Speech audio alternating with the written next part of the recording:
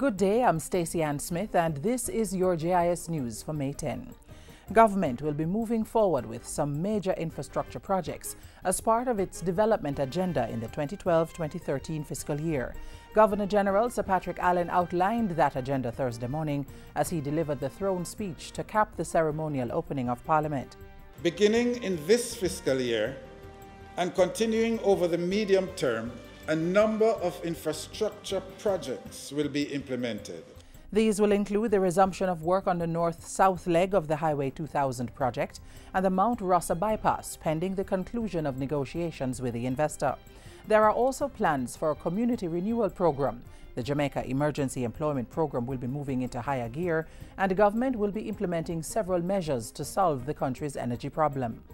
In turn, the government will maintain tight expenditure controls and will implement a tax reform program to achieve better management of the fiscal budget over the medium to long term. The pension and leave systems in the public sector will be reformed. Crime, the credit system, intellectual property rights, corruption, the Caribbean Court of Justice, and securing Republican status for Jamaica will all be tackled in government's extensive legislative program for the 2012-2013 period. In delivering his throne speech Thursday morning, the Governor General announced the administration's plan to enact 32 bills this legislative year, which he says is about twice the average of the last few years.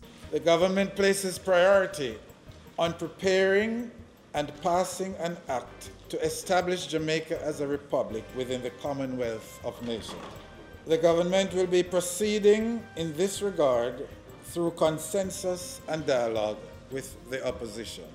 Other key pieces of legislation include an act to establish the Caribbean Court of Justice as Jamaica's final court of appeal. The 2012-2013 legislative agenda will also tackle the flow of credit in the economy, the establishment of a single anti-corruption agency, and introduce a new Patents and Design Act. In the new legislative year, the administration also expects to complete the new National Security Policy, move forward with anti-gang legislation, and amend the Evidence Act to allow video-recorded evidence in court and facilitate the use of DNA evidence. The Bank of Jamaica is projecting continued growth in the economy, but says that growth will be slow. The BOJ says economic output for the 2012-2013 fiscal year is projected to grow marginally in the range of 0 to 1%.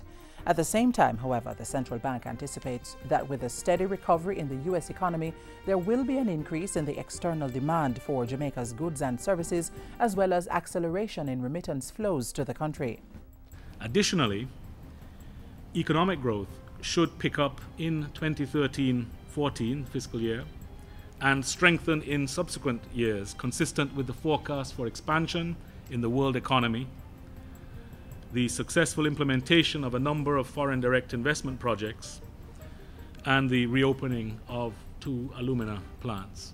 The central bank is projecting that headline inflation will be within the range of 6 to 8% for the 2012-2013 financial year, largely similar to the previous fiscal year's outturn. An agency agreement has been signed between the Sugar Industry Authority and Complant Pan-Caribbean Sugar Company Limited to sustain the viability of the sugar industry. The agreement gives Pan-Caribbean the right to market its own sugar. Meanwhile, for the next 3 crop years, the rest of the industry will continue to pool their sugar in order to satisfy an agreement to supply Tate and Lyle of Britain with a specified quantity of sugar. Agriculture and Fisheries Minister Roger Clark has assured cane farmers that this dual arrangement in the marketing of sugar will not put them at a disadvantage. The agency appointment makes adequate provision for the Sugar Industry Authority as regulator to independently verify the authenticity of whatever proceeds will be declared. It is also the case that Pan-Caribbean will be obliged to utilize the existing cane payment formula. And finally, Attorney at Law and Chief Executive Officer of Pulse Investments Limited, Kingsley Cooper, has been appointed Chairman of the Revamped Entertainment Advisory Board, EAB. The 17-member entity will have its first meeting within the next 2 weeks.